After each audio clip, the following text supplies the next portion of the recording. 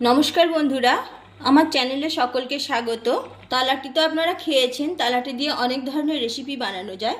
আজ আমি বানাচ্ছি তালাটির ক্ষীর। এই তালাটির ক্ষীর খুব সহজেই মাত্র 5 থেকে 7 মিনিটের মধ্যেই বানানো হয়ে যায় আর খেতে দুর্দান্ত হয়। এইভাবে আপনারাও একবার বাড়িতে তালাটির ক্ষীর বানিয়ে নিন, অসম্ভব সুন্দর খেতে লাগে। একবার খেলে এর স্বাদ মুখে লেগে থাকবে। কিভাবে বানাচ্ছি সম্পূর্ণ ভিডিওটা স্কিপ না করে দেখতে থাকুন। আশা করছি রেসিপিটা আপনাদের ভালো লাগবে। চলুন বানিয়ে নিই। তালের আটি দিয়ে ক্ষীর বানাবো, সেই জন্য তাল আটিগুলো কেটে নিয়েছি। গ্রেটার নিয়েছি, গ্রেটার দিয়ে আমি গ্রেট করে নেব।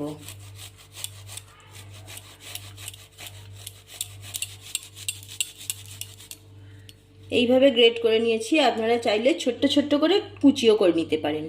আমি পুরোটা গ্রেট করে নিচ্ছি, গ্রেট করে ফিরে আসছি। সবগুলো গ্রেট করে নিয়েছি। একটা কড়াই নিয়ে নিয়েছি, কড়াইতে সামান্য পরিমাণে জল দিয়ে দিচ্ছি। হাফ লিটার দুধ নিয়েছি, দুধটা কড়াইয়ের মধ্যে দিয়ে দিচ্ছি।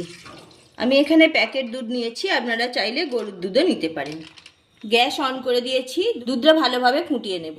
দুধ ফোটানোর আগে বাটি কিংবা কড়াই যে পাত্রেই ফোটান না কেন, প্রথমে একটু জল দিয়ে দেবেন, তারপরে দুধটা ঢালবেন। তাতে কড়ার গায়ে পুড়ে যাবে না বা লেগে যাবে না। আমি দুধটা ঘন করে নিয়েছি। এবার দিয়ে দিচ্ছি পরিমাণ মতো চিনি। একটা এলাচকে গুঁড়ো করে নিয়েছি, দিয়ে দিচ্ছি। এলাচটা দিলে ক্ষীরের ফ্লেভারটা খুব সুন্দর আসবে। এই সময় গ্যাসের আঁচটা আমি মিডিয়ামে রেখেছি। চিনিটা পুরোপুরি গলে গেছে। এবার গ্রেট করে রাখা তালাটি দিয়ে দিচ্ছি। গ্রেট করা তালাটিগুলো দিয়ে দিয়েছি। এবার গ্যাসের আঁচটা লোতে রেখেই আমি নাড়তে থাকবো।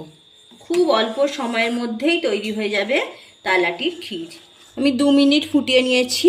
এবার কিছু কিশমিশ দিয়ে দিচ্ছি, তার সাথে দিয়ে দিচ্ছি কয়েকটা কাজু। এবার গ্যাসের আঁচটা জোর দিয়ে দিলাম, আরও 2 মিনিট ফুটিয়ে নেব। তালাটির ক্ষীর রেডি হয়ে গেছে। আমি গ্যাস অফ করে দিচ্ছি। দেখুন কতটা সুন্দর হয়েছে আর দারুণ একটা স্মেল আসছে। আমি একটা বাটির মধ্যে সার্ভ করে দিচ্ছি।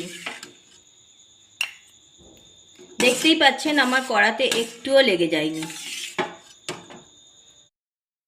তালাটির ক্ষীর আমি সার্ভ করে দিয়েছি। এখন তালাটির সিজন, তালাটি পাওয়া যাচ্ছে। তাছাড়া বাজারেও তালাটি কিনতে পাওয়া যায় এখন। এইভাবে তালাটির ক্ষীর আপনারা একবার বাড়িতে বানিয়ে দেখুন, অসম্ভব সুন্দর খেতে লাগে। একবার বানিয়ে খেলে স্বাদ মুখে লেগে থাকবে, বারবার খেতে ইচ্ছা করবে। রেসিপি ভালো লাগলে লাইক, শেয়ার এবং কমেন্ট করতে ভুলবেন না। আর আমার চ্যানেলটি সাবস্ক্রাইব করে পাশে থাকুন। পাশে থাকা বেল আইকন প্রেস করুন। এইভাবে তালাটির কালী পুজোর দিন আপনারা বানিয়ে নিতে পারেন। বাড়িতে অতিথি এলেও সার্ভ করতে পারেন। আজ এই পর্যন্ত। ভালো থাকুন, সুস্থ থাকুন, পুজো ভালোভাবে কাটান। আবারও দেখা হচ্ছে পরের এপিসোডে।